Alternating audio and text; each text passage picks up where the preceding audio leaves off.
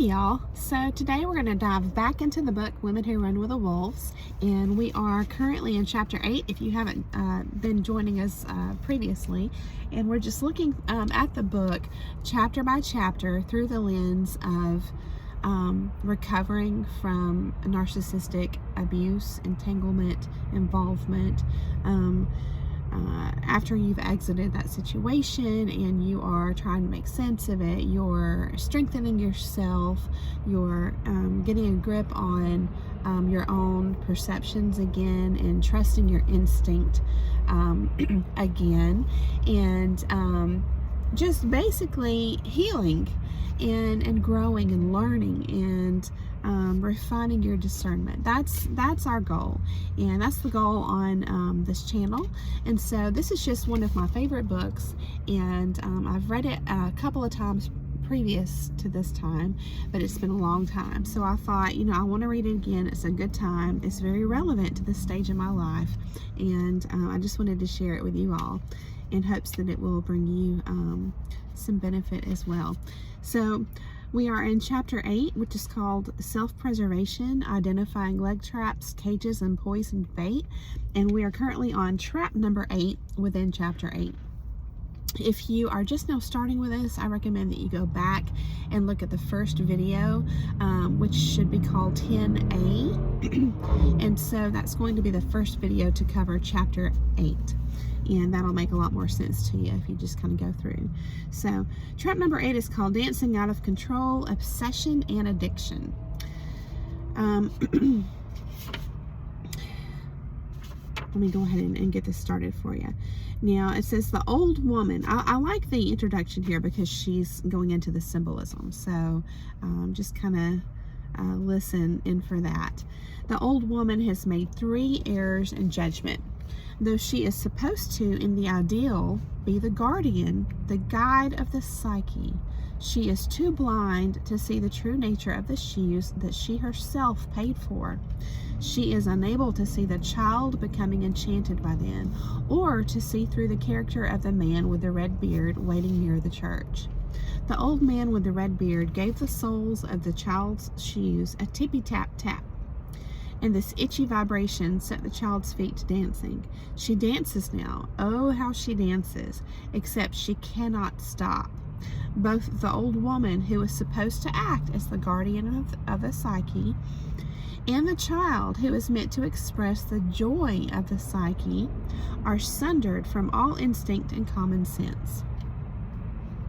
The child has tried it all, adapting to the old woman, not adapting, sneaking, being good, losing control and dancing off, regaining herself and trying to be good again. Here, her acute starvation of soul and meaning forces her to once more grasp for the red shoes, strap them on, and begin her last dance, a dance into the void of unconsciousness. She has normalized a dry, cruel life, thereby setting up more yearning in her shadow for the shoes of madness. So I'm going to pause here for a minute. This kind of triggered a thought in me, and again, this is not something I want to spend really any time on, but it was just a thought that popped up, and so I thought I'd share it with you. It kind of makes me think of narcissists, people who live this way. They live dancing in the the red shoes that have replaced the truth of who they are. They live dancing in the mask. They live and as an empath and a caring person, you see this on some level, even when you're entangled and even when things are confusing and you haven't really figured it all out yet. And I think the fact that we can see this, even though they're acting like everything's great and even greater than great, we can see through that on some level if we're honest with ourselves. And I think that because we can, when we have compassion, I think that compassion can actually keep us hooked for longer than we need to be. That hope, holding out that they're going to, finally face whatever it is that they're running from and heal. But obviously you can't do the work for them. And so, and don't forget, it's still a choice to lie. It's still a choice to abuse another person. It's still a choice to exploit another person. And so once you become conscious of that piece of it, the compassion kind of dwindles. You know what I'm saying? And that's great because it helps release that trauma bond. You know, at least it did for me. And so it's just a thought I had. You know, it's almost like they live there, you know, forever, dancing in falsehood, basically. Just a realization I had. I don't know if it's really true, but it rings true to me. But you know, when you're entangled with these people and they're messing with your own psychological processes, it has an impact on you too. And you know, we can kind of get very much out of balance with regard to a lot of different aspects which are covered in this book. And so that's really what I want us to focus on, is, you know, how all this speaks to us, because all we care about now is our growth, you know what I mean? And so I just want to redirect us, if you were also starting to have thoughts, you know, like if a sentence or two were to ping something in your mind, like it does for me from time to time, where you think about, oh, this explains narcissism, I just want to reel you back in, you know what I mean? And just understand that we need to stay conscious and mindful to have that compassion now for ourselves. And so, because that's the goal. The man in the red beard has brought something to life, but it is not the child. It is the torturous shoes. The girl begins to whirl and twirl her life away in a manner that, as with addiction, does not bring bounty, hope, or happiness, but trauma, fear, and exhaustion. There is no rest for her.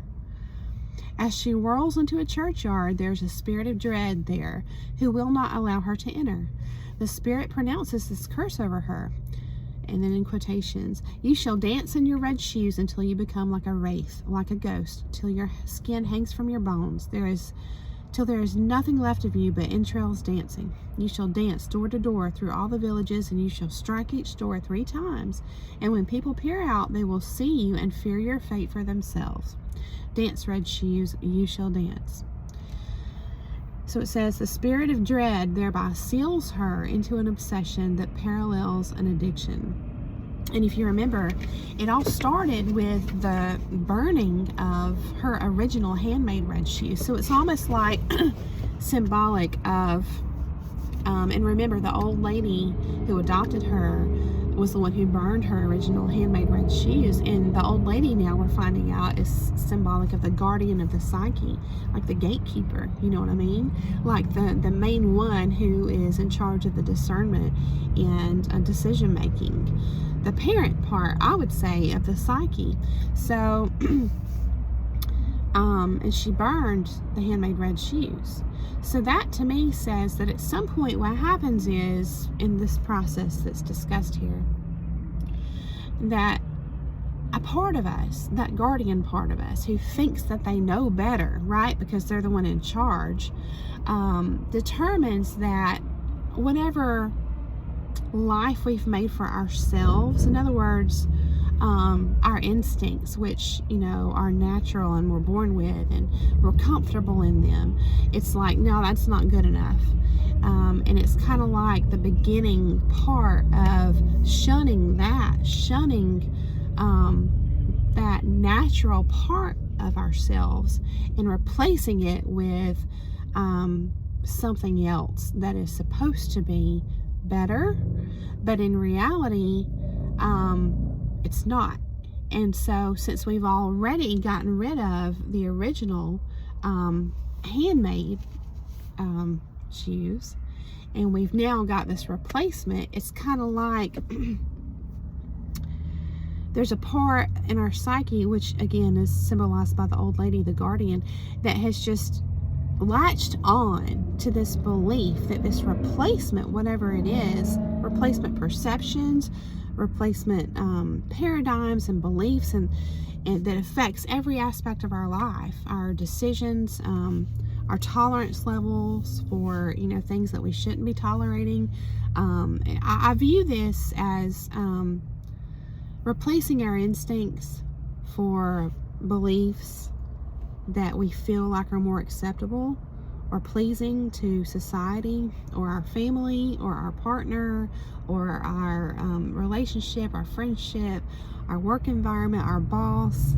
It's kind of like we're shunning ourselves. We're betraying ourselves, abandoning and letting go of that grasp on our own intuition in favor of what we feel like is more acceptable. And once we've hooked into that, even if it's destructive to ourselves, we still have just made that decision that, well, this must be the right thing to do. And so in order to, you know, even though we're suffering and things are falling apart, we keep trying and keep trying and keep trying because this has now become our new paradigm. Does that make sense? This is kind of like my thought process with all this. And so let's dive a little bit deeper here. She gets back into, she mentioned before a reference to Janis Joplin and other famous women, and she gets back into that again with regard to, you know, this process we're talking about.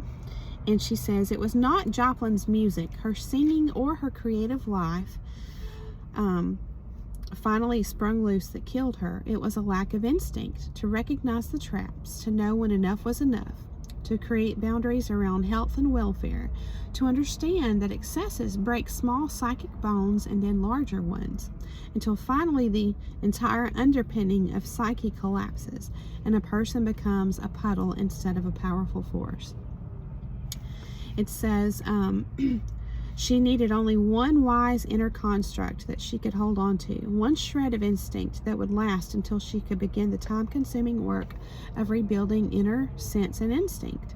She needed only to listen to the wild voice, which is our instinct, inside all of us, the one that whispers, stay here long enough to revive your hope, to drop your terminal cool, to give up defensive half-truths, to creep, carve, bash your way through. Stay here long enough to see what is right for you.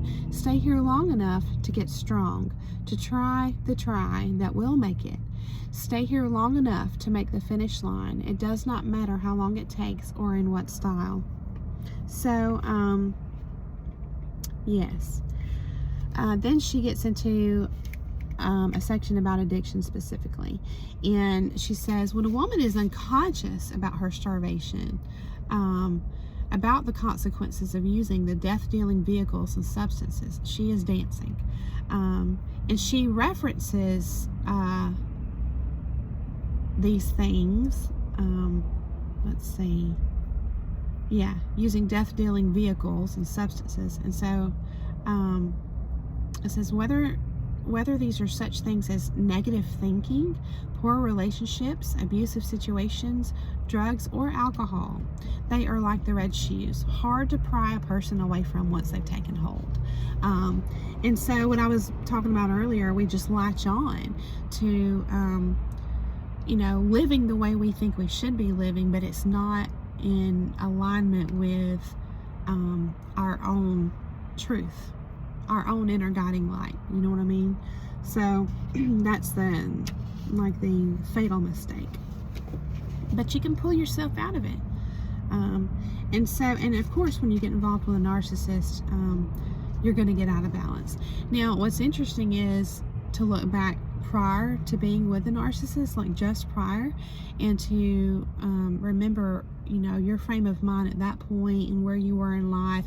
Had you been entangled with another narcissist, but you didn't know what to call it back then? Or, like, in other words, were you already instinct injured when you met this narcissist? Is that what possibly affected your decision to get involved with this person? Or did they just fool you really well and then you became instinct injured when you were in that relationship with them, the most recent? You know what I mean? It's just some things to think about in just sharpening our wisdom, our discernment, and primarily reconnecting ourselves back with our instincts. And I think that examining the past should only be for that purpose. You know what I mean? To get that really good stronghold on alignment with our truths and our instinct, and also for teaching purposes to share with others. You know what I mean? If you're having any kind of feelings about it, then that's an indication that you have a lot more healing to do. And there should be no judgment there. It just means that you have more healing to do. If you can look back on it for these purposes to learn, and you don't have any feeling, then that's a great indication that you've done a lot of healing, and you've made a lot of progress. So it says, within the wild psyche are a woman's fiercest instincts of survival. But unless she practices her inner and outer freedoms regularly, submission, passivity, and time spent in captivity dull her innate gifts of vision, perception, confidence, and so forth, the ones she needs for standing on her own. The instinctual nature tells us when enough is enough. It is prudent and life-preserving. A woman cannot make up for a lifetime of betrayal and wounding through excesses of pleasure, rage, or denial. The old woman of the psyche is supposed to call time, is supposed to say when. In this tale, the old woman is kaput, done for. Sometimes it is difficult for us to realize when we are losing our instincts, for it is often an insidious process that does not occur all in one day, but rather over a long period of time. 2, the loss or deadening of instinct is often entirely supported by the surrounding culture, and sometimes even by other women who endure the loss of instinct as a way of achieving belonging in a culture. Again, you're assimilating to what you think, how you think things should be and how you should fit into that. It says, as a way of achieving belonging in a culture that keeps no nourishing habitat for the natural woman. Addiction begins when a woman loses her handmade and meaningful life and becomes fixated upon retrieving anything that resembles it in any way she can. So it's like that whole grass is greener saying. So it says addiction and ferality, being feral, ferality are related. Some women have been captured at least for a brief time, and some for interminably long periods. Some were free only in utero. All lose varying amounts of instinct for the duration. For some, the instinct about who is a good person is injured, and the woman is often led astray. Exactly. For others, the ability to react to injustice is slowed way down, and they often become reluctant martyrs, poised to retaliate. For still others, the instinct to flee or to fight is weakened, and they are victimized. The list goes on. Conversely, a woman in her right wildish mind rejects convention when it is neither nurturing nor sensible. In other words, even in the face of pressure of the status quo, whatever's going on around you in your social group or your family or whatever it is, you're strong enough to stand on your own convictions. So after that, it gets into some examples about some very famous women, and she mentions Janis Joplin again, and Billie Holiday, Anne Sexton, Sylvia Plath, Judy Garland, Bessie Smith. There's just so many she mentions, and she talks about how they lost their connection to their true self. And it's sad because I think this probably happens for a lot of people who are placed in the spotlight. And she, mentions the pressure that's put on them, and how they become, people that, because they're famous, other people look up to them. And so as role models, they, just have so much to carry. And so it says, a feral woman is not strong enough to carry a longed for archetype for everyone else without breaking. A feral woman is in a healing process. We don't ask a recovering person to carry the piano upstairs. A woman who is returning has to have time to strengthen. Now this next paragraph is really powerful, so Just put your listening ears on for this one. People who are grabbed and taken away by the red shoes always initially feel that whatever substance it is that they are addicted to is a savior in one sense or another. Sometimes it gives a sense of fantastic power, or a false sense that they have the energy to stay awake all night, create until dawn, go without eating. Or perhaps it allows them to sleep without fearing demons, or calms their nerves, or helps them not care so deeply about all the things they care so deeply about. Or maybe it helps them not want to love and be loved anymore. So I'm sensing like being numb, you know. It's like a false way to feel like you're taking control when really you're losing control. That's my words on that. It says, however, in the end, it only creates, as we see in the tale, a blurred background whirling by so fast that no real life is truly being lived. Addiction is a deranged Baba Yaga that eats up lost children and drops them off at the executioner's door. So then we get into the section called At the Executioner's House, trying to take the shoes off. Too late. I'm going to go ahead and read that to you. I'll never kind of get short on time. But this next section, I wrote the word beautiful. So for my notes, it says, when the wildish nature has been nearly exterminated in the most extreme cases, it is possible that a schizoid deterioration and/or psychosis may overwhelm the woman. She may just suddenly stay in bed, refuse to rise, or wander around in her bathrobe, absently leave cigarettes burning 3 to an ashtray, or cry and not be able to stop, wander in the streets with her hair disheveled, abruptly leave her family to wander. She may feel suicidal, she may kill herself, either accidentally or with purpose, but far more commonly the woman just goes dead. She doesn't feel good or bad, she just doesn't feel. So that's the numb part that I just mentioned a few minutes ago. So what happens to women when their vibrant psychic colors are mushed all together? What happens when you mix scarlet, sapphire, and topaz all together? Artists know. When you stir vibrant colors together, you get a color called mud. Not mud that is fertile, but mud that is sterile, colorless, strangely dead, that does not emit light. When painters make mud on the canvas, they must begin all over again. This is the hard part. This is where the shoes have to be cut off. It hurts to cut away from addiction to destruction. Nobody knows why. You'd think people would be relieved.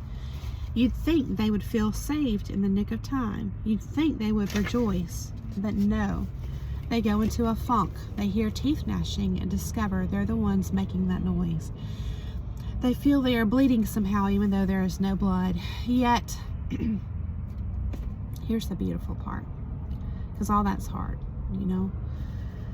Yet it is this pain, this severing, this not having a foot to stand on, so to speak, this no home to go back to, that is exactly what is needed to start over, to start fresh, to go back to the handmade life, the one careful and mindfully created by us every day. Yes, yes. We have to come to the point where we realize that it's in our hands to stay mindful. We have to make a conscious effort every morning to wake up and be mindful of our thought processes, of our choices, of staying observant of ourselves and others, and to, again, mindfully craft our handmade life every day. Keeping that strong grip on our own convictions, our own values, our own beliefs and truths, so that it can't be stolen away or tempted away by a narcissist, by someone looking to exploit us. It says, yes, there's pain in being severed from the red shoes. And remember, this what she's talking about here is the fake red shoes, right? The destructive red shoes, the grass is greener red shoes. But it is our only hope. It is a severing that is filled with absolute blessing. The feet will grow back. We will find our way. We will recover. We will run and jump and skip again someday. By then, our handmade life will be ready. We'll slip into it and marvel that we could be so lucky to have another chance. So, yes, I thought that was really beautiful.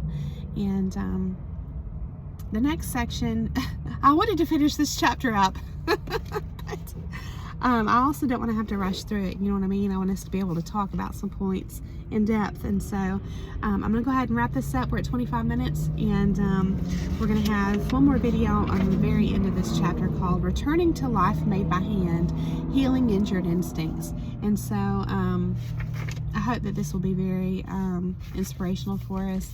And then we'll dive into chapter 9. And just to go ahead and start thinking about it, chapter 9 is called Homing, Returning to Oneself, which I feel like kind of goes with this last part of chapter 8, you know, healing injured instinct and returning to life made by hand. And then chapter 9, homing, returning to oneself, kind of all goes together. So I think that the author herself was very mindful in the way she wrote this book, because you can clearly see how every section leads into the next section, and it's just beautiful. I hope that this has been very rich for you, just like it has been for me, and I'm just so enjoying this process with you all. And thank you for your likes and your comments and all your support, your thoughts, your prayers, and I just really enjoy going on this journey with you all. And so thank you again. I hope that you guys have a beautiful day, and I will see you soon.